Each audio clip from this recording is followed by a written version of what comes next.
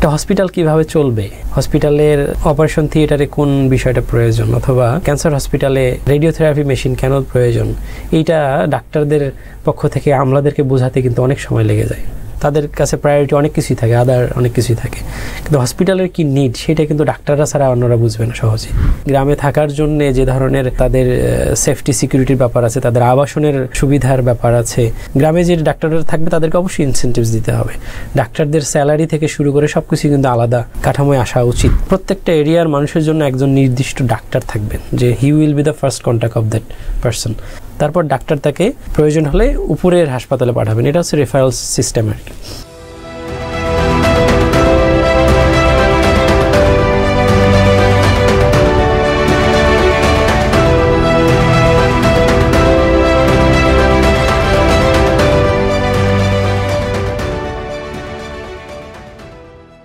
আসসালামু আলাইকুম প্রিয় দর্শক, আপনাদের প্রত্যেককেই শুভেচ্ছা এবং স্বাগত জানাচ্ছি মেডি ভয়েসের নিয়মিত আয়োজন মেডি ভয়েস নিউজ রুমে। দর্শক, মেডি ভয়েস নিউজ রুমে আমরা সপ্তাহের স্বাস্থ্য খাতের গুরুত্বপূর্ণ বিষয় নিয়ে আলোচনা করে থাকি। আমরা আজকেও বেশ কিছু বিষয় নিয়ে আলোচনা করছি, আর আমাদের এই আলোচনায় আজ অতিথি হিসেবে যুক্ত রয়েছেন ইংরেজি দৈনিক ডেইলি সানের head of online Moudud Ahmed Sujon. Sujon ভাই, আপনাকে স্বাগত। ধন্যবাদ। সুজন ভাই, আপনি জানেন যে 5 আগস্ট পরবর্তী সময়ে দেশের বিভিন্ন খাতে সংস্কারের জন্য অনেকগুলো সংস্কার কমিশন গঠিত হয়েছে, এবং এখানে স্বাস্থ্য খাতে স্বাস্থ্য খাত সংস্কার কমিশন গঠিত হয়েছে, এবং তারা বেশ কিছু সুপারিশ দিয়েছে। আমরা এই সুপারিশগুলো, অনেকগুলো সুপারিশ দিয়েছে, সবগুলো নিয়ে আলোচনা আমরা হয়তো করতে পারবো না। আমরা গুরুত্বপূর্ণ বিষয় নিয়ে কিছু আলোচনা করতে চাই। আমরা শুরুতেই যে বিষয়টি আপনার কাছে জানতে চাইব, স্বাস্থ্যখাত সংস্কার কমিশন সংবিধানে স্বাস্থ্যসেবাকে মৌলিক অধিকার হিসেবে অন্তর্ভুক্ত করে বিনামূল্যে প্রাথমিক সেবা দেওয়ার সুপারিশ করেছে। আপনি একটু বলবেন এই যে প্রস্তাবনাটি আপনি কিভাবে দেখছেন? আসলে এই বিনামূল্যে বলতে কি বোঝানো হচ্ছে, যে 5 টাকার টিকিটের জায়গায় থেকে বিনামূল্যে হচ্ছে, বিষয়টি এমন কিনা? বাংলাদেশের স্বাস্থ্য কাঠামোর যে আমাদের যদি স্ট্রাকচার যদি আমরা দেখি, তাহলে দেখবেন যে একবারে ওয়ার্ড লেভেল পর্যন্ত কিন্তু বাংলাদেশের স্বাস্থ্যসেবার যে ইনফ্রাস্ট্রাকচার, কমিউনিটি ক্লিনিক সহ অন্যান্য যে স্বাস্থ্যসেবার যে সরকারি ব্যবস্থাপনার যে ইউনিটগুলো, এগুলো কিন্তু বিদ্যমান আছে। 13,500 কমিউনিটি ক্লিনিক আছে, এর সাথে সাথে অন্যান্য স্বাস্থ্যসেবা প্রতিষ্ঠানও কিন্তু আছে। তো এই যে বিশাল একটা নেটওয়ার্ক সারা দেশে, এই নেটওয়ার্কটা কিন্তু প্রাথমিক স্বাস্থ্যসেবার একেবারে সাধারণ মানুষের দোরগোড়ায় থেকে কিন্তু কাজ করার সুযোগ আছে। এই প্রতিষ্ঠানগুলি যদি অ্যাক্টিভ করা সম্ভব হয়, হ্যাঁ, এগুলোকে যদি আমরা সরকার যদি এগুলোকে আরও বেশি রিসোর্স দিয়ে সেখানে ডাক্তার সহ এগুলোকে যেভাবে পরিচালিত হচ্ছিল এতদিনে, এটাকে আরও মডিফাই করা, তাহলে দেখা যাবে যে প্রাথমিক স্বাস্থ্যসেবার যে বিষয়গুলি স্বাস্থ্য কমিশন যে সুপারিশটা করেছে, এটা কিন্তু খুব সহজেই এটাকে কনভার্ট করা যায় বলে আমার মনে হয়। কারণটা হচ্ছে যে এই যে হিউজ একটা ইনফ্রাস্ট্রাকচার সারা দেশে আছে, বিশাল একটা কাঠামো, যেটা আমাদের সুসংঘবদ্ধ একটা কাঠামো, এটা কিন্তু পৃথিবীর অনেক দেশেই নাই, যেটা বাংলাদেশে আছে। তো প্রাথমিক স্বাস্থ্যসেবার এইটা খুব সহজেই কিন্তু বাস্তবায়নযোগ্য। এখন ফ্রি করার যে বিষয়টা বলা হচ্ছে, এইটা তো ফ্রি, এটা খুব বেশি কিন্তু ব্যাপারটা এরকম নয় যে অনেক বেশি রিসোর্স প্রয়োজন হবে। স্বাস্থ্য খাতে 1 টাকা বিনিয়োগ করলে কিন্তু সেটার রিটার্ন আসে 3 গুণ। হ্যাঁ, তো সেক্ষেত্রে যদি প্রাথমিক স্বাস্থ্যসেবায় যদি আমাদের সরকার যদি বিনিয়োগ করে সেখানে, এটা কিন্তু আলটিমেটলি দেশের জিডিপি হোক বা দেশের অন্যান্য, এটা রিটার্ন কিন্তু আসবে। কারণ হচ্ছে আমাদের গ্রামের মানুষজন স্বাস্থ্যসেবার জন্যে এখনও কিন্তু এই প্রতিষ্ঠানগুলি থাকার পরও এখানে কিন্তু কোয়ালিটি সার্ভিস সেভাবে পাওয়া যায় না। আপনি দেখবেন যে কমিউনিটি ক্লিনিকগুলোতে কিন্তু যেমন ম্যাটার্নাল সার্ভিস, হ্যাঁ, প্রসূতি সেবা, তারপর ডেলিভারির সার্ভিস, যেটা বাচ্চা হওয়ার জন্যে, এই সেবাগুলি সেখানে হওয়ার কথা, কিন্তু মানুষজন কিন্তু সেখানে যায় না, খুব কম যায়। কারণটা হচ্ছে যে আস্থার জায়গাগুলি তৈরি হয়নি সেখানে। এত সুন্দর ব্যবস্থাপনা থাকার পরেও সেখান থেকে লোকজন কিন্তু ঘুরে ফিরে বেসরকারি যে প্রতিষ্ঠান ক্লিনিকগুলোতে বেশি যাচ্ছে। এই কারণে দেখবেন সি সেকশনের পরিমাণও বাংলাদেশের অনেক বেশি। তো ওই জায়গাগুলোতে কিন্তু আমাদের এই যে হিউজ ইনফ্রাস্ট্রাকচার যেটা আছে সারা দেশে, এটাকে যদি অ্যাক্টিভেট করা সম্ভব হয়, সেটাকে যদি আরও মডিফাই করে আরও যদি সুসংবদ্ধ করা যায়, সেটাকে আরও এটার এফিসিয়েন্সি বাড়ানো যায়, সেখানে আরও রিসোর্স দেয়, সেখানে ডাক্তার অ্যাভেলেবল করা, এই সমস্ত বিষয় করলে কিন্তু আমাদের প্রাইমারি হেলথ কেয়ারের যে জায়গাটা সেটা অনেক বেশি আরও মানুষজন আরও সার্ভিস পাবে। এটা খুব ইজিলি করা যায়। অবকাঠামো ঠিক আছে, তাহলে মানে ঘাটতিটা কোথায়? যেটা সমস্যা সেটা হচ্ছে যে আমাদের গ্রামে কিন্তু ডাক্তাররা যান না, মানে ডাক্তাররা থাকেন না। ডাক্তাররা যান না কেন? এটার তো নিঃসন্দেহে কোনো কারণ থাকে। এখন ধরেন কিন্তু সমস্যাটা হচ্ছে যে এখানে সবার মধ্যে একটা আমাদের সবকিছু ঢাকা কেন্দ্রিক। এটার কারণে ডাক্তাররা ওখানে গিয়ে 3 বছর যে পেরিফেরিতে কাজ করার যে কন্ডিশনটা ডাক্তারদের জন্য আছে, যে 3 বছর ওখানে থেকে তারপর এদিকে সে ট্রান্সফারের জন্য আবেদন করতে পারবে। তো এই কারণে যেটা হয় 3 বছর কোনো রকমে কাটিয়ে দিয়ে ওখান থেকে তারা অন্য ঢাকার দিকে চলে আসার চেষ্টা করেন বা বিভাগীয় শহরগুলোতে যান। তাদের হায়ার এডুকেশনের ব্যাপার আছে, পোস্ট গ্রাজুয়েশন করেন ডাক্তাররা। এই ব্যাপারগুলির কারণে তারা কিন্তু গ্রামে থাকতে চান না। এর পাশাপাশি গ্রামে থাকার জন্য যে ধরনের তাদের সেফটি সিকিউরিটির ব্যাপার আছে, তাদের আবাসনের সুবিধার ব্যাপার আছে, তারপর ইনসেনটিভস না দিলে কিন্তু গ্রামে যে ডাক্তাররা থাকবে তাদেরকে অবশ্যই ইনসেনটিভস দিতে হবে। ডাক্তারদের স্যালারি থেকে শুরু করে সব কিছু কিন্তু আলাদা কাঠামোয় আসা উচিত। তাহলে যেটা হবে, ডাক্তাররা তাদের ফাইন্যান্সিয়াল গেইনের জন্য যে তারা প্রাইভেট সেক্টরে বেশি সময় দিচ্ছেন, এইটা কমে আসবে। আর বিনিময়ে সাধারণ মানুষ কিন্তু ভোগান্তির হাত থেকে বাঁচবে, কোয়ালিটি হেলথ কেয়ার পাবেন। হ্যাঁ, যদি একদম ইউনিয়ন হেলথ সেন্টারগুলোকে 24 ঘন্টা চালু করা যায়, এগুলোকে যদি GP centre, general practitioner centre হিসেবে যদি কনভার্ট করা যায়, তাহলে যেটা হবে যে গ্রামের একজন মানুষের সমস্যা হলো, সে সোজা ওখানে চলে যাবে। এখন এটা নাই, এজন্য তারা কি করে, সমস্যা আছে তারা অনেক সময় ট্রিটমেন্ট করে না। হ্যাঁ, একটা পর্যায়ে যখন তারা আর এটা একদম শেষ পর্যায়ে আর নিতে পারছে না, তখন চলে যায় শহরে। তখন ততদিনে হয়তো তার একটা বড় ধরনের হেলথ ইস্যুস দেখা দিয়েছে এবং বড় হাসপাতালগুলোতে একটা চাপ সৃষ্টি হচ্ছে। আপনি ডাক্তার সংকটের কথা বললেন, এছাড়াও ডাক্তার ছাড়াও কিন্তু স্বাস্থ্যকর্মী, অন্যান্য স্বাস্থ্যকর্মীরা রয়েছে উপজেলা হাসপাতালগুলোতে, জেলা হাসপাতালগুলোতে। এছাড়াও মানে ন্যূনতম যে পরীক্ষা নিরীক্ষার ব্যবস্থা, এটাও কিন্তু নেই। বিনামূল্যে প্রাথমিক সেবা দেওয়ার কথা যেটা বলছে, তো এই বিষয়গুলো বাস্তবায়ন করা কতটা জরুরি? অনেক বেশি গুরুত্বপূর্ণ। এই কারণে ধরেন আমরা ইউনিয়ন স্বাস্থ্য উপকেন্দ্র অথবা ওটাকে যদি জেনারেল প্র্যাকটিস জিপি সেন্টার হিসেবে কনভার্ট করা হয়, ঢাকায় দেখবেন যে কয়েকটা ওয়ার্ডে কিন্তু এই ধরনের একটা ক্যাম্পেইন, একটা প্রজেক্ট হয়েছে। হ্যাঁ, ডোনার ফান্ডেড জিপি সেন্টার করা হয়েছে। এগুলোর এক্সপিরিয়েন্স কিন্তু ভালো, খারাপ না। ঢাকা শহরে এরকম সম্ভবত বেশ 6টা কি 10টা এরকম করা হয়েছে। তো এটা যেটা হচ্ছে, ওই সার্টেন এরিয়ার মানুষ তখন ঢাকা মেডিকেল কলেজে না এসে ওখানেই কিন্তু যাচ্ছে। মানে ব্যাপারটা হচ্ছে যে আমার মানুষের ফার্স্ট কন্ট্যাক্ট একজন ডাক্তার থাকতে হবে, যে প্রত্যেকটা এরিয়ার মানুষের জন্য একজন নির্দিষ্ট ডাক্তার থাকবেন, যে he will be the first contact of that person. তো ওনারা কী করবেন, ওই ডাক্তারের কাছে যাবেন, তারপর ডাক্তার তাকে প্রয়োজন হলে উপরের হাসপাতালে পাঠাবেন। এটা হচ্ছে রেফারেল সিস্টেম আর কি। তো রেফারেল সিস্টেম না থাকার কারণে কিন্তু যে সমস্যাটা হচ্ছে, দেখবেন যে আমাদের টারশিয়ারি কেয়ার হসপিটালগুলো, ঢাকা মেডিকেল কলেজ অথবা বিভাগীয় মেডিকেল কলেজগুলিতে দেখবেন যে প্রচুর রুগীর ভিড়। আবার এটার সাথে সাথে কিন্তু প্রাইভেট হেলথ কেয়ার প্রতিষ্ঠানগুলোর মাশরুমিং হয়েছে অনেক বেশি, এবং সেগুলোর কোয়ালিটি, সার্ভিস, সেটা এইসব নিয়ে অনেক কথা আছে। তো যখন জিপি সেন্টার বা এরকম আমাদের প্রাথমিক স্বাস্থ্য সেবায় এই ব্যাপারগুলি ইনক্লুড থাকবে, তখন কিন্তু বিষয়গুলো অনেক সহজ হয়ে আসবে। আচ্ছা, ধরেই নিলাম সরকার যদি বিনামূল্যে প্রাথমিক সেবা দেওয়া নিশ্চিত করতেই চায়, সেক্ষেত্রে অর্থনৈতিক বাস্তবতা কেমন? মানে সরকার কি এই ব্যয়ভার বহন করতে পারবে বলে মনে করেন? আসলে আপনি যদি আমরা একটু অন্যভাবে চিন্তা করি, তো বাংলাদেশের মানুষের স্বাস্থ্য সেবার জন্য, স্বাস্থ্য সেবা মানে আমরা বলছি কিউরেটিভ ট্রিটমেন্ট, যেটা প্রিভেন্টিভ না, চিকিৎসার ক্ষেত্রে কি পরিমাণ ব্যয় হয়, এটা যদি আমরা চিন্তা করি, দেখবেন যে অনেক বেশি একটা মানুষের আউট অফ পকেট এক্সপেন্ডিচার চলে যাচ্ছে, যেটা হচ্ছে যে মানুষের পকেট থেকে অনেক বেশি টাকা আপনার এই চিকিৎসা খাতে চলে যাচ্ছে, এবং এইটা করতে গিয়ে মানুষজন কিন্তু নিঃস্ব হয়ে যাচ্ছে, যেটাকে ক্যাটাস্ট্রফিক হেলথ এক্সপেন্ডিচার বলা হয়। তো এইটা যদি থামানো যায়, তাহলে কি হবে, ওই মানুষের কি হবে, ওই ফ্যামিলিটার এই ধরনের বিপর্যয় কিন্তু ফাইন্যান্সিয়ালি বিপর্যয় নেমে আসবে না তার পরিবারে, তাহলে সেই পরিবারটা সব দিক থেকে উপকৃত হবে, তাদের স্বাস্থ্য ঠিক থাকবে, তা সেই পরিবারটার শিক্ষা সহ অন্যান্য নেক্সট জেনারেশন সবাই একটা ভালো পরিবেশের মতো থাকবে। আলটিমেটলি এটা কিন্তু জাতীয় ক্ষেত্রে ন্যাশনালি এটা একটা কন্ট্রিবিউশন রাখবে। কিন্তু একটা পরিবার যদি আমাদের পভার্টির নিচে চলে যায়, পভার্টি লাইনের, এটা তো আলটিমেটলি রাষ্ট্রের উপরে একটা বোঝা তৈরি হচ্ছে। তো চিকিৎসা ক্ষেত্রে যদি এই সাপোর্টটা তারা পায়, হ্যাঁ, সরকার যদি আরও বেশি বিনিয়োগ করে এটাতে, এটা রিটার্ন অনেক বেশি আসবে।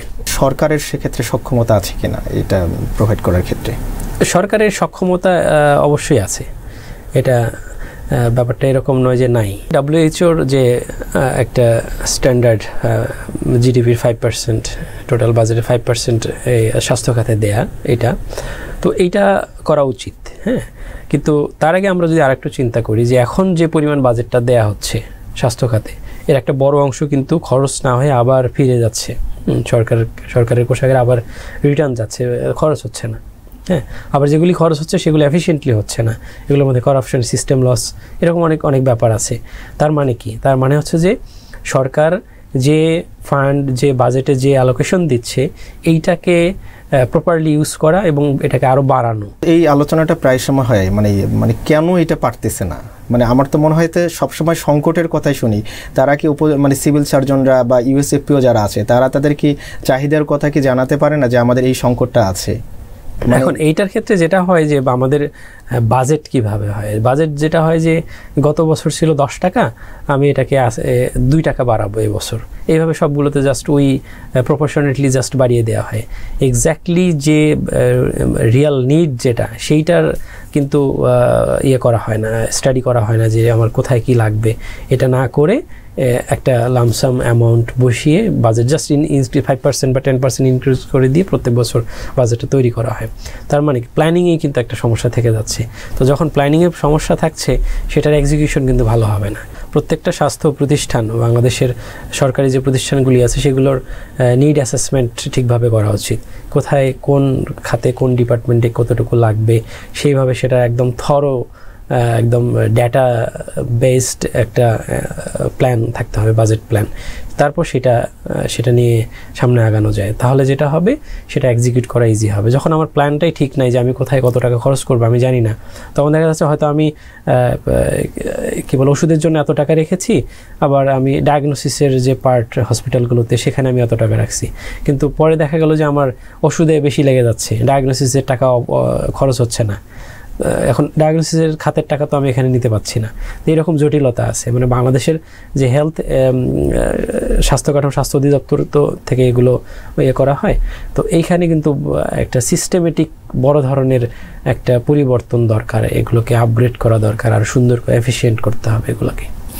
আমার মনে হয় স্বাস্থ্য সংস্কার কমিশন যে প্রস্তাবনাগুলো দিয়েছে তার মধ্যে এই বিষয়গুলো আছে এবং এগুলো নিয়ে পর্যালোচনা হচ্ছে, হয়তো বা এগুলো পরিবর্তন সামনে আসবে, আমরা সেই আশাবাদ রাখি। স্বাস্থ্যসেবার খরচ নিয়ন্ত্রণের জন্য ওষুধ, রোগ নির্ণয়ের যে পরীক্ষা নিরীক্ষা, চিকিৎসক ফি এবং অপারেশনের যে খরচ, এগুলো একটি মূল্য নির্ধারণ করে দেওয়ার কথা বলেছে এই প্রস্তাবনার মধ্যে। আমি শুরুতে একটু ধারাবাহিক যেতে চাই, ওষুধের বিষয়টি যদি একটু বলেন। আমরা যদি ওষুধকে একটা পণ্য হিসেবে বলি, সব পণ্যের মধ্যে মূল্য নির্ধারিত থাকে, তো ওষুধের ক্ষেত্রে কেন নয়? আচ্ছা, এখানে এই পার্টটা মূলত স্বাস্থ্য ওষুধ প্রশাসন অধিদপ্তরের পার্ট এটা। তো ওইখানে যেটা হয় যে অনেক ধরনের ম্যাল প্র্যাকটিস আছে, হ্যাঁ। ওষুধের মূল্য নির্ধারণের ক্ষেত্রে মূল্য নির্ধারণ কমিটি আছে, কিন্তু এই কমিটিগুলো আসলে ওষুধ কোম্পানিগুলোর সুপ্রিমেসি ওখানে অনেক বেশি, তাদের প্রভাবটা অনেক বেশি। এই কারণে যেটা হয় যে ইন্ডিকেটিভ একটা প্রাইস দিয়ে, বেশিরভাগ ওষুধের ক্ষেত্রে ইন্ডিকেটিভ IP যেটাকে বলা হয়, ইন্ডিকেটিভ প্রাইস দিয়ে রাখা হয়, তাতে করে যেটা হয় ওই কোম্পানিগুলো ইচ্ছা মতো ওখানে ওষুধের দাম দিতে পারে। একই ওষুধ দেখবেন যে এক এক কোম্পানির এক এক রকম দাম, এরকম। তো এই সমস্ত জায়গায় ওষুধের মূল্য নির্ধারণের এটা খুব জরুরি, হ্যাঁ। যেমন এটা জটিল হতে পারে কিনা, মানে বিষয়টি না, এটা জটিল হবে না। আপনি দেখবেন যে আমাদের যে ডাক্তার জাফরুল্লাহ চৌধুরী যে ওষুধ নীতি করা হয়েছিল, তো সেইটাকে থিম ধরে যদি সামনে আগানো যায়, এটাকে যদি প্রপারলি এক্সিকিউট করা যায়, তাহলে কিন্তু দেখবেন যে আপনার ওষুধের দাম আগে একসময় অনেক সহনীয় পর্যায়ে ছিল, সেটা এখনও সম্ভব। এটার জন্য যেটা করতে হবে যে এখানে ট্রান্সপারেন্সি থাকতে হবে, কারাপশন দূর করতে হবে, এখানে ওষুধ কোম্পানিগুলোর অতি মুনাফা বন্ধ করতে হবে। দেখবেন যে ওষুধ কোম্পানিগুলি তাদের এই ওষুধের প্রোডাকশন খরচ যত, এর চেয়ে একটা বড় অংশ প্রমোশনাল কাজে, ডেসপারেট মার্কেটিংয়ে ওরা ব্যয় করে, অ্যাগ্রেসিভ মার্কেটিং যেটাকে বলে। তো এইটা বন্ধ করতে হবে।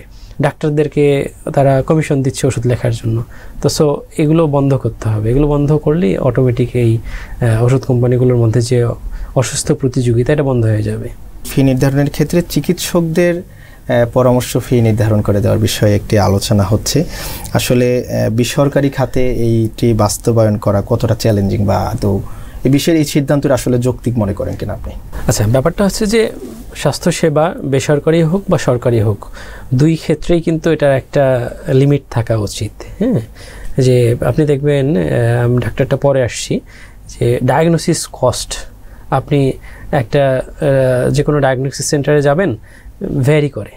আপনি ধরেন আমাদের দেশের স্কয়ার, এভারকেয়ার, এই সমস্ত টপ হসপিটালগুলোতে, ইউনাইটেড, সেখানে যান, একটা ব্লাড ট্রান্সফিউশন ফি এটার দেখবেন যে 5,000 টাকা, 12 বেশি এরকম। বাট অন্য যে হসপিটালগুলি আছে একটু নিচু লেভেল, সেখানে দেখবেন যে মোটামুটি 1500 টাকায় সম্ভব। তো এই যে ডিফারেন্সটা, এখন হয়তো কেউ বলতে পারে যে এগুলো তো 5 স্টার ক্যাটাগরির হসপিটাল, এটা সেটা, এরকম ব্যাপারটা এরকম না। হ্যাঁ, তো এগুলোকে একটা রেগুলেট না করলে এটা এই সমস্যাগুলি থেকে যাবে। তো এই মূল্য নির্ধারণ করাটা খুবই জরুরি। এবং আপনি বলছেন যৌক্তিক কিনা, অবশ্যই এটা যৌক্তিক এবং করতে হবে। এবং এইটা করা কেন দরকার, আপনি যদি এগুলোর অডিট করা যায়, দেখবেন যে অপারেটিং কস্ট, সব কস্ট মিলায় প্রফিট কী পরিমাণ করছে হসপিটালগুলি, জাস্ট প্রফিট এবং তাদের খরচ, এক্সপেন্ডিচার, এই দুইটার সঙ্গে আপনি একটু যদি তুলনা করা যায়, তাহলে দেখবেন যে হাসপাতালগুলি অনেক বেশি মুনাফা করছে, অতি মুনাফা করছে, যেটা অন্যায্য, অন্যায়। হ্যাঁ, এই অন্যায় থেকে বের হয়ে আসতে হবে। 2022 সালের দিকে স্বাস্থ্য অধিদপ্তরের তরফ থেকে কিন্তু হসপিটালগুলোর ক্যাটাগরি করার একটা প্রসেস হয়েছিল। বিভিন্ন টেস্টের ক্ষেত্রেও মূল্য নির্ধারণের একটা প্রক্রিয়া শুরু হয়েছিল, কিন্তু এগুলি করা সম্ভব হয় নাই প্রাইভেট প্রতিষ্ঠানগুলোর মালিকদের কারণে। হ্যাঁ, তাদের একটা অপোজিশনের কারণে। আপনি দেখবেন যে একটা 20 বছর আগে হয়তো একটা টিন শেড, একটা হসপিটাল টিন শেড করে ডায়াগনোসিস সেন্টার শুরু করেছে। এখন দেখবেন সারা দেশে সবখানে তাদের শাখা, বড় বড় বিল্ডিংয়ে অনেক বড় বড় শাখা। তাহলে তারা যদি প্রফিট কী পরিমাণ করেছে, এখান থেকে একটা ধারণা পাওয়া যায়। প্রফিট না করলে তো এগুলো এক্সপ্যান্ড করা সম্ভব হতো না। তো এই প্রফিটের ক্ষেত্রে একটা লিমিট থাকা উচিত। এইখানে সবচেয়ে গুরুত্বপূর্ণ যে ব্যাপারটা, স্বাস্থ্য সেবা যারা দিচ্ছেন, এটাকে সেবা হিসেবেই নিতে হবে, এটাকে বিজনেস হিসেবে নেওয়া যাবে না। আমাদের দেশে দুঃখজনকভাবে এটাকে একটা ব্যবসা হিসেবে নেওয়া হয়েছে, মুনাফা করার একটা মাধ্যম হিসেবে নেওয়া হয়েছে। তো এই অসুস্থ চিন্তাটা থেকে বের হয়ে আসতে হবে। আর ডাক্তারদের ফিয়ের যেটা কথা বলছেন যে হ্যাঁ, নির্ধারণ করা যেতে পারে, সেক্ষেত্রে ডাক্তারদের ইনসেন্টিভস দেওয়ার ব্যবস্থা থাকতে হবে। তারপর ইনস্টিটিউশনাল প্র্যাকটিস চালু করা খুব জরুরি। মানে সরকারি হসপিটালে ডাক্তাররা প্রাইভেটে যেতে পারবে না, এ ধরনের একটা, এটাকে বলা ইনস্টিটিউশনাল প্র্যাকটিস আছে। যদি তারা প্রাইভেটে না যায়, তাহলে তখন কি হবে, 24 ঘন্টা সরকারি হাসপাতাল চালু থাকবে, তাই না? তারা মেইন ডিউটি করার পরে অতিরিক্ত সময় তারা কাজ করবে ওখানে। তো এক্ষেত্রে ডাক্তারদের ইনসেন্টিভাইজ করতে হবে, তাদের স্যালারি স্ট্রাকচার থেকে শুরু করে সব কিছু অন্যরকম হতে হবে। তারা যেন একটা সাউন্ড, একটা সুন্দর লাইফ লিড করতে পারেন এখানকার এই স্যালারি দিয়ে, এরকম। কিন্তু চিকিৎসকরা তো বলতে পারে যে অন্য কোনো প্রফেশনে কি এরকম কোনো মূল্য নির্ধারণ, যে আপনি যদি কোনো ইঞ্জিনিয়ারিং কোনো যান বা কোনো আইনজীবীর কাছে কোনো সেবা নিতে চান, তাদের কাছে আসলে মূল্য কি আসলে সরকার নির্ধারণ করে দিয়েছে? এইখানে চিকিৎসকদের ফি নির্ধারণটা আমার কাছে খুব বেশি গুরুত্বপূর্ণ মনে হয় না। কারণটা হচ্ছে যে একজন বাংলাদেশের প্রেক্ষাপটে একজন চিকিৎসকের ফি কত, খুব বেশি হলে 1000, 1500, 2000 হয়তো, তাই না? কোথাও কোথাও হয়তো 2500 এরকম থাকতে পারে, বাট সেটাও খুব অল্প কিছু জায়গায়। তো এর বাইরে ওই ডাক্তারের কাছে যেই রুগীরা যায়, তার অন্য খরচগুলি কোথায়? দেখবেন যে ডায়াগনোসিসে একটা বড় খরচ আছে, ওষুধে একটা বড় খরচ আছে। তো ডায়াগনোসিসের খরচ, ওগুলোতে ইন্টারভেন করা খুব জরুরি। ডায়াগনোসিসে যেটা দেওয়া হয়, এখানে একটা আনএথিক্যাল প্র্যাকটিস আছে। এই ডায়াগনোস্টিক সেন্টারগুলি কিন্তু ডাক্তারদেরকে মোটিভেট করে, ওষুধ কোম্পানিগুলো যেভাবে করে, এখানে ডাক্তারও আননেসেসারি ডায়াগনোসিস দেওয়ার কারণটা হলো যে একটা পার্সেন্টেজ ডাক্তারদেরকে দেওয়া হয়। যদি 100 টাকা টেস্ট করা হয়, তার 10 টাকা, 20 টাকা, এমনকি 50% পর্যন্ত এটা ডাক্তারের কাছে চলে যায়। ডায়াগনস্টিক সেন্টারগুলো এভাবে দেয়। তাহলে এই যে একটা অসুস্থ মার্কেটিং যেটাকে বলে, হ্যাঁ, তাহলে এই ধরনের বাস্তবতা কিন্তু আমাদের আছে।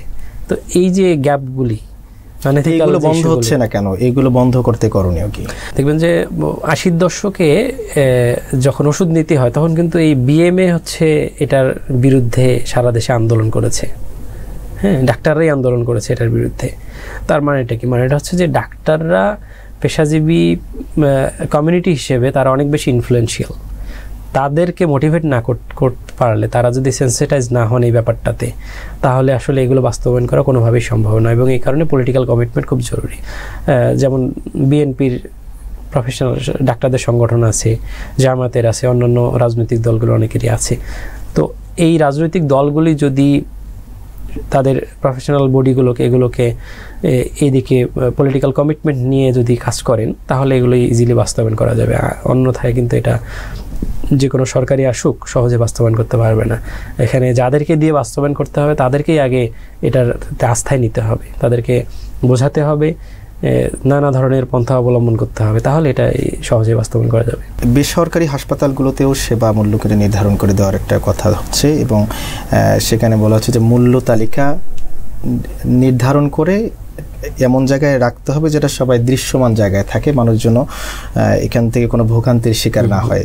তো আসলে এইটি বাস্তবায়ন করা কতটা বাধা হবে, এখানে কোনো বাধা আছে কিনা, কতটা চ্যালেঞ্জিং বিষয়টি? না, মূল্য নির্ধারণ কিন্তু সরকারি হাসপাতালে আছেই। হ্যাঁ, এটা মূলত বেসরকারি প্রতিষ্ঠানের ক্ষেত্রে এই ব্যাপারটা বেশি আলোচিত হচ্ছে, কারণ ওখানে এই বেসরকারিতে মনে হয় 10টির মতো পরীক্ষা, এমন 10টির মতো পরীক্ষার মূল্য নির্ধারণ আছে, বাকিগুলো নাই। হ্যাঁ, তো ওগুলোর ক্ষেত্রেও এটা করাটা খুব জরুরি। এটার অবশ্যই একটা সিলিং থাকতে হবে হসপিটালের ক্যাটাগরি অনুযায়ী। হ্যাঁ, যেই হসপিটালে যেরকম কোয়ালিটি সেই অনুযায়ী সেখানকার একটা মূল্য নির্ধারণ করে দেওয়া উচিত। হ্যাঁ, তাতে এটা জানতে চাই, এটা না থাকার কারণে কি হয়, মানে রোগীরা কি ভোগান্তির শিকার হয়? আচ্ছা, না থাকার কারণে যেটা হয়, ওই যে অতি মুনাফার ব্যাপারটা আসছে। হ্যাঁ, হয়তো খরচ হচ্ছে আমার 10 টাকা, আমি নিচ্ছি রোগীর কাছে 100 টাকা, তাহলে আমার 90 টাকা আমি প্রফিট করছি। আপনি একটা এক্সরে ফিল্মের দাম অনেক কম, কিন্তু সে জায়গায় এক্সরের মূল্য নেওয়া হচ্ছে অনেক বেশি, তাই না? তো এই ব্যাপারগুলি তখন হবে না, কারণ এটার একটা এক্সরে বা অন্যান্য যে কোনো কস্ট, সিটি স্ক্যান, এগুলোর কস্ট এক্স্যাক্টলি কত সেইটাকে বেস ধরে একটা মূল্য নির্ধারণ করে দেওয়াই যায়, যে তার অন্যান্য আদার অপারেটিং কস্ট, এটা সেটা স্টাফ কস্ট সব কিছু মিলায় আপনার একটা প্রফিট কত পার্সেন্ট করতে পারবে, হ্যাঁ, মূল খরচের কত পার্সেন্ট প্রফিট হতে পারে, এরকম একটা নির্ধারণ করে দেওয়া উচিত। তাতে করে যেটা হবে যে রোগীরা প্রতারিত হবেন না। হ্যাঁ, যে একই ডায়াগনোসিস কস্ট একখানে দেখা যাচ্ছে 10 টাকা, অন্যখানে সেটা 30 টাকা, 3 গুণ বেশি, এরকমও আছে। এখানে কিন্তু অপারেশনেরও কস্ট কিন্তু নির্ধারণ করে দেওয়ার কথা বলা হয়েছে। এভরিথিং, সবকিছুই এটার সঙ্গে যেটা ওই একটাই ব্যাপার, যে অতি মুনাফার যে ব্যাপারটা, এইটা থেকে এটা লাগাম টেনে ধরতে হবে। স্বতন্ত্র বাংলাদেশ স্বাস্থ্য সার্ভিস গঠন, বিসিএস স্বাস্থ্য ক্যাডারের পরিবর্তে বাংলাদেশ স্বাস্থ্য সার্ভিস নামে একটি স্বতন্ত্র কাঠামো গঠনের প্রস্তাব দেওয়া হয়েছে। আসলে আপনি একটু বলবেন বাস্তবে এটির প্রয়োজন আছে কিনা? এই ব্যাপারটা নিয়ে আসলে অনেক আগে থেকেই অনেক ফোরামে আলোচনা হয়েছে। ডাক্তারদের জন্য আলাদা ক্যাডার করা, আলাদা পিএসসি থেকে বের হয়ে আলাদা কমিশন করা যায় কিনা। তো এইটার ইতিবাচক দিক আছে অনেক। হ্যাঁ, এর কারণটা হলো যে একটা হসপিটাল কিভাবে চলবে, হসপিটালের অপারেশন থিয়েটারে কোন বিষয়টা প্রয়োজন, অথবা ধরেন ক্যান্সার হসপিটালে রেডিওথেরাপি মেশিন কেন প্রয়োজন, এইটা ডাক্তারদের পক্ষ থেকে আমলাদেরকে বোঝাতে কিন্তু অনেক সময় লেগে যায়। কারণ তাদের কাছে প্রায়োরিটি অনেক কিছুই থাকে, আদার অনেক কিছুই থাকে, কিন্তু হসপিটালের কি নিড সেটা কিন্তু ডাক্তাররা ছাড়া অন্যরা বুঝবে না সহজে, যদি তার ওই নলেজ না থাকে। তো এই জন্য স্বাস্থ্য ক্যাডার আলাদা হওয়াটা এটা ভালো প্রস্তাব আমি মনে করি। হ্যাঁ, পিএসসির মাধ্যমে যে নিয়োগ প্রক্রিয়াটা, এটা কিছুটা স্বচ্ছ মনে করে, এবং যদি চিকিৎসকদের মাধ্যমে যদি কোনো নিয়োগ হয়, এবং ইতিপূর্বে গত কয়েক বছরে যে নিয়োগগুলো হয়েছে এই নিয়োগগুলোতে দুর্নীতি অস্বচ্ছতার বিষয় থাকায় তারা এটা হচ্ছে, যেমন আমাদের পিএসসি যদি ট্রান্সপারেন্ট হইতে হবে, পিএসসি যদি ভালোভাবে ট্রান্সপারেন্ট ওয়েতে তারা নিয়োগ দিতে পারে, পিএসসির মতো প্রতিষ্ঠান তৈরি করতে হবে। খুব সিম্পল একটা ব্যাপার, এটা good governance issue, transparency issue, এগুলা তো কঠিন কোনো বিষয় না। আচ্ছা, আপনি মনে করছেন যে এটি অবশ্যই সম্ভব, যে রোগীকে কমপক্ষে 10 মিনিট সময় দেবেন চিকিৎসক, এমন একটা প্রস্তাব করা হয়েছে এবং চিকিৎসকরা রোগীকে সময় দেন, এটা তো খুবই কমন একটা বিষয়, যদিও বেসরকারি ক্ষেত্রে এটা খুবই কম শোনা যায়। আসলে সরকারি ক্ষেত্রে সরকারি হাসপাতালগুলোতে, উপজেলা জেলা হাসপাতালগুলোতে যে পরিমাণ রোগীর চাপ, এটা আসলে কতটা সম্ভব এই একজন রোগীকে 10 মিনিট সময় দেওয়া? আচ্ছা, শুধু 10 মিনিট সময় দিতে হবে মিনিমাম, এতটুকু বলেই কাজ শেষ করলে হবে না। যে ব্যাপারটা হচ্ছে, আমরা শুরুতে যে আলাপটা করেছি, রেফারেল সিস্টেম না থাকলে আসলে এগুলি কোনো কিছু কাজে আসবে না। হ্যাঁ, যখন আমার রুগী হচ্ছে 100 জন, যেখানে আমি দেখতে পারবো খুব বেশি হলে 10 জন, তাহলে তো স্বাভাবিকভাবেই এটা একটা আলাদা প্রেশার তৈরি করছে ডাক্তারদের উপরে। আপনি হসপিটাল, ঢাকা মেডিকেল আউটডোরে যান, কী পরিমাণ রুগী ওখানে, তার দেখবেন যে 90% রুগীর ওখানে যাওয়ার কথা না, তাদের প্রয়োজন নেই ওখানে যাওয়ার। ছোট যদি জিপি সেন্টার বা এই রেফারেল সিস্টেম চালু থাকে, তাহলে একদম তার পাড়া মহল্লাতে যে ডাক্তার থাকবে তার কাছে গিয়ে তার প্রবলেম সলভ হয়ে যাবে। বাকি যে 10% হতো তাদেরকে আপনার ঢাকা মেডিকেল আসতে হবে। তখন কি হবে? তখন 10 মিনিটের জায়গায় তার 20 মিনিটও চাইলে দিতে পারবেন। তো এই যে সিস্টেমটার যদি ডেভেলপ না করে রেফারেল সিস্টেম, তাহলে এই 10 মিনিট বলেও কাজ হবে না। চিকিৎসকও মনে হয় চান না যে মানে এই ক্ষেত্রে সবাই একমত হবে যে আমাকে 10 মিনিট কেন, 20 মিনিট সময় দেন, 20 জন রোগী দেন, সমস্যা নেই। হ্যাঁ, ডাক্তারদের উপর একটা আলাদা ধরনের চাপ থাকে, তো এইটার জন্য রেফারেল সিস্টেমটা খুব জরুরি। চিকিৎসকদের সঙ্গে ওষুধ কোম্পানির প্রতিনিধিরা সরাসরি দেখা করতে পারবেন না, প্রয়োজন বোধ করলে তারা ইমেল অথবা চিঠির মাধ্যমে তাদের ওষুধের তথ্য প্রদান করতে পারে। এই বিষয়টা, আচ্ছা, এইটা যদি আমাদের ডাক্তাররা বা আমাদের ওষুধ কোম্পানিগুলো অসুস্থ, মানে ডেসপারেট মার্কেটিংয়ে যদি থাকে, হ্যাঁ, ডাক্তাররা যদি সৎ না হন, আসলে ইমেইলে যোগাযোগ করে কি অন্যভাবে কি ওই এখন যে ওষুধ কোম্পানিগুলো ডাক্তারদেরকে নানাভাবে ইনসেন্টিভ দেয়, এইটা কি তখনও বন্ধ করা যাবে? মনে হয় না। হ্যাঁ, তো এটার হয়তো যেটা হবে যে চেম্বারগুলোতে এক ধরনের ভিড় থাকবে না। হ্যাঁ, ডাক্তার ওষুধ কোম্পানির প্রতিনিধিদের যে ভিড়টা থাকে, একটা ঝামেলা তৈরি করা হয় ওখানে, এটা হয়তো থাকবে না। কিন্তু ওই যে প্র্যাকটিসটা, ডাক্তারদের ইনসেন্টিভস পাওয়ার যে প্রসেসটা, এটা তো আর বন্ধ করা এভাবে হবে না। তো এগুলি বন্ধ করার জন্য যেটা করতে হবে, ড্রাগ অ্যাডমিনিস্ট্রেশনকে অনেক বেশি তৎপর হতে হবে। ডেসপারেট মার্কেটিং একদম বন্ধ করতে হবে, এটাকে কোনোভাবেই করা যাবে না। ওষুধের মূল্য নির্ধারণের ক্ষেত্রে একদম স্ট্রিক্ট হইতে হবে। তাহলে যেটা হবে যে ওষুধ কোম্পানিগুলো অতি মুনাফাও করতে পারবে না এবং এই খাতে অনেক বেশি ব্যয় করতে পারবে না। ওষুধের জেনেরিক নাম লেখার ব্যাপারে আসছে, এটা খুবই জরুরি। যদি জেনেরিক নাম লেখা হয় তাহলে কিন্তু এটা থাকছে না, তখন ওষুধ কোম্পানিগুলো নিজের ওষুধের নাম লেখানোর জন্য কিন্তু ওভাবে তারা করতে পারবে না। জেনেরিক নাম লিখে দেবেন ডাক্তাররা। 25% ওষুধের জেনেরিক নাম লেখার কথা বলেছে এবং 5 বছরের মধ্যে 100% ওষুধ জেনেরিক নামে লিখতে হবে। আসলে এই জেনেরিক নামে লেখার সুবিধা অসুবিধা যদি একটু বলেন আপনি। এটার সুবিধা হচ্ছে ওই তো যে ওষুধ কোম্পানিগুলোর যে ডেসপারেট মার্কেটিং, এটা বন্ধ হয়ে যাবে। হ্যাঁ, যদি জেনেরিক নাম লেখা হয় তাহলে কিন্তু ওই কোম্পানির ব্র্যান্ড নেম লেখা হচ্ছে না, তখন কোম্পানিগুলোর প্রতিনিধিরও এখানে আসার প্রয়োজন নেই। ডাক্তার শুধু জেনেরিক নাম লিখবেন, তারা ফার্মেসিতে যাবেন, ওখানে ফার্মাসিস্ট থাকবেন, উনি দেখে ওখান থেকে ওইভাবে ওষুধ দিয়ে দেবেন। ব্যাপারটা এরকম আর কি। ওষুধ কিন্তু এটা আসলে জটিলতা কিছুটা হবে কিনা, যে আপনি একটা চিকিৎসক একটা ওষুধ বললো যে প্যারাসিটামল লিখে দিল, প্যারাসিটামলে লিখে দেবে চিকিৎসক। তা ওষুধ কোম্পানি, এখানে ওষুধ কোম্পানির পক্ষ থেকে ফার্মেসি যারা থাকে, বর্তমান যে ফার্মেসিগুলো আছে, তাদের কাছ থেকে কোনো প্রভাব বিস্তার বা অন্য কোনোভাবে তাদেরকে প্রভাবিত করার সুযোগ আছে কিনা, যে আপনি আমাদের ওষুধটাই বিক্রি করবেন? এক্ষেত্রে আসলে করণীয় কি, মানে এই সিস্টেমটা কিভাবে ডেভেলপ করা যায়? আচ্ছা, এইটা বা যেটা বলছেন যে হ্যাঁ একটা সুযোগ থাকে, সেটা হয়তো তখন ফার্মাসিগুলোর সঙ্গে আবার এক ধরনের অনৈতিক ইনসেন্টিভস এই ধরনের ব্যাপার আসবে কি না। তো এখানে যেটা হলো যে ওষুধ কোম্পানিগুলোকে আমাদের কমপ্লায়েন্স মেনটেন করে ওষুধের কোয়ালিটিটাকে এনশিওর করতে হবে। তো যদি সবগুলো কোম্পানির ওষুধ একদম সেম কোয়ালিটি হয়, গুড কোয়ালিটি হয় সবগুলি, তাহলে তো এখানে কোম্পানি বেছে নেওয়ার কোনো প্রয়োজন নেই। তখন রোগীও জানবে যে কোনো কোম্পানির ওষুধ নিলেই আমার চলবে, তাই না?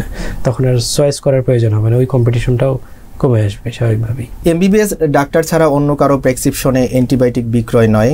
অ্যান্টিবায়োটিক রেজিস্ট্যান্সের যে ভয়াবহতা, এমন বাস্তবতায় এই প্রস্তাবটি আপনি কিভাবে দেখছেন? এমবিবিএস বলতে রেজিস্টার্ড ফিজিশিয়ান ছাড়া অ্যান্টিবায়োটিক লিখতে পারবেন, এটা আইনও কিন্তু হয়েছে। এখন এটা এক্সিকিউট করার ক্ষেত্রে সমস্যাও আছে। হ্যাঁ, ধরেন এটার দুই দিক আছে, মানে অ্যান্টিবায়োটিকগুলো অকার্যকর হয়ে যাচ্ছে অনেক বেশি দ্রুত। এটা কারণটা হচ্ছে মিসইউজের কারণে। হ্যাঁ, যে কোনো প্রয়োজন ছাড়াই অ্যান্টিবায়োটিক মানুষজন নিচ্ছে, ডাক্তাররাও লিখছেন, অথবা বাংলাদেশের প্রত্যেকটা প্রত্যন্ত অঞ্চলের বাজারগুলোতে দেখবেন যে ফার্মেসি আছে, সেখানে ডাক্তার নেই, কোনো কিছু প্রবলেম হলে ওরাই ওখানে যারা ওষুধ বিক্রি করেন তারাই কিন্তু অ্যান্টিবায়োটিক দিয়ে দিচ্ছে। তো এই যে এটার কারণে কিন্তু যথেচ্ছ অ্যান্টিবায়োটিকের ব্যবহার হয়। হ্যাঁ, এইটাকে চেক করার জন্য আসলে ডাক্তারদেরকে রেজিস্টার্ড ফিজিশিয়ান ছাড়া কেউ লিখতে পারবে না, এরকম একটা নিয়ম করা হচ্ছে। তো এইটার সুবিধা অবশ্যই এটা করতে হবে। আবার এটা একটা অসুবিধা হচ্ছে যে আপনি যদি অ্যান্টিবায়োটিকের অ্যাক্সেসটা খুব বেশি রেস্ট্রিক্ট করে দেন, হ্যাঁ, বাংলাদেশে যে পরিমাণ জনগণ আছে, হ্যাঁ, সাধারণ মানুষ আছে, এই পপুলেশন অনুযায়ী কি সবার জন্য কি ডাক্তার আছে? আমরা কি রেজিস্টার্ড ফিজিশিয়ানের কাছে যে অ্যাক্সেসটা সবার জন্য কি আমরা এনশিওর করতে পারছি? মনে হয় না। আমাদের ওই যে জিপি সেন্টারগুলোতে রেজিস্টার্ড ফিজিশিয়ান রাখতে হবে, উপজেলা হেলথ কমপ্লেক্সগুলোকে আরও বেশি সক্ষম করে গড়ে তুলতে হবে, সেগুলোকে আরও বেশি কোয়ালিটি, সেগুলো সেবার কলেবর আরও বাড়াইতে হবে। হ্যাঁ, তাতে করে যেটা হবে যে মানুষজন এই যে ডাক্তার যে খুঁজতে হবে যে আমি আমার অ্যান্টিবায়োটিক লাগবে কি না, এটা ডিসাইড করার জন্য তো আমার রেজিস্টার্ড ফিজিশিয়ান লাগবে। তো সেই ফিজিশিয়ানের কাছে অ্যাক্সেসটা যেন ইজি হয়, আমি প্রয়োজন হলে যেন আমি ওই ডাক্তারের কাছে যাইতে পারি, আমার জন্য একজন ডেজিগনেটেড ডাক্তার থাকে যে এই এলাকার জন্য ওই ডাক্তার, আমার জন্য ওই ডাক্তারের হচ্ছে প্রথম কন্ট্যাক্ট। হ্যাঁ, আমি তার কাছেই প্রথমে আমি কিছু হলে আমি তার কাছে যাব, সেই ডিসাইড করবে ডাক্তার আমার ওষুধ লাগবে কোনটা লাগবে না। এরকম একটা সিস্টেম দাঁড় করানোর আগে এইটা এক্সিকিউট করা একটু কঠিন, বাট করতে হবে। কারণ অ্যান্টিবায়োটিকের রেজিস্ট্যান্স হওয়ার যে মহামারী, মানে দেখবেন যে অনেক আইসিইউগুলোতে শুধুমাত্র ওষুধ কাজ করে না, এই কারণেই অনেক রোগী মারা যান। তো এইটা থেকে উত্তরণের জন্য এটা খুব জরুরি, অ্যান্টিবায়োটিকের ব্যবহারটাকে একটা রিজনেবল, একটা যৌক্তিকভাবে একটা ব্যবস্থাপনা নিয়ে আসতে হবে। মওদুদ আহমেদ সুজন ভাই, আপনাকে অসংখ্য ধন্যবাদ। আপনি আমাদের অনেকগুলো বিষয়ে গুরুত্বপূর্ণ কথা বলেছেন। আশা করি অন্য কোনো সময় আপনার সাথে আবারও কথা হবে। জি, আপনাকে অনেক অনেক ধন্যবাদ। প্রিয় দর্শক, আমরা আজ বেশ কিছু বিষয় নিয়ে আলোচনা করেছি। আগামী সপ্তাহে আমরা স্বাস্থ্যের আরও গুরুত্বপূর্ণ বিষয় নিয়ে আলোচনা করতে চাই। সেই পর্যন্ত দেখার আমন্ত্রণ জানিয়ে আজ এখানেই শেষ করছি। আল্লাহ হাফেজ।